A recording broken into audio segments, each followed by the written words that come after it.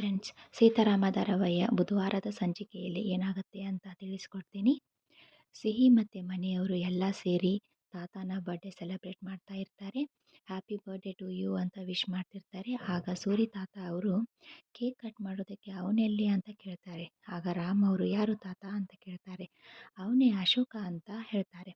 ಆಗ ರಾಮ್ ಅವನು ಮತ್ತು ಪ್ರಿಯಾ ಒಟ್ಟಿಗೆ ಸೇರಿಕೊಂಡು ಹೊರಗಡೆ ಹೋಗಿದ್ದಾರೆ ಅಂತ ಹೇಳ್ತಾರೆ. ಆಗ ಸೂರಿ ತಾತ ಅವರು ಹನಿಮೂನ್ಗೆ ಹೋಗಿದ್ದಾರೋ ನೀವು ನೋಡಿ ಕಲ್ಕೊಳ್ಳಿ ಅಂತ ರಾಮ್ ಮತ್ತು ಸೀತಾಗೆ ಹೇಳ್ತಿರ್ತಾರೆ. ಆಗ ಸೀತಾ, ಹಾಗಿದ್ರೆ ನಮ್ಮದೊಂದು ಕಂಡೀಷನ್, ಸತ್ಯಮಾವ ಮತ್ತೆ ವಾಪಸ್ ಮನೆಗೆ ಬರೋ ಥರ ಆಗಬೇಕು ಅಂತ ಹೇಳ್ತಾರೆ. ಅದು ಅಂತ ಸೂರಿ ತಾತ ಅವರು ಏನೋ ಹೇಳಕ್ಕೆ ಹೋಗ್ತಿರ್ತಾರೆ. ಆದರೆ ಅಷ್ಟರಲ್ಲಿ ಫ್ಲವರ್ ಬೊಕ್ಕೆ ತಗೊಂಡು ವಿಶ್ ಮಾಡೋಕ್ಕೆ ಅಂತ ಡಾಕ್ಟರ್ ಅನಂತಲಕ್ಷ್ಮಿ ಅವರು ಎಂಟ್ರಿ ಕೊಡ್ತಾರೆ.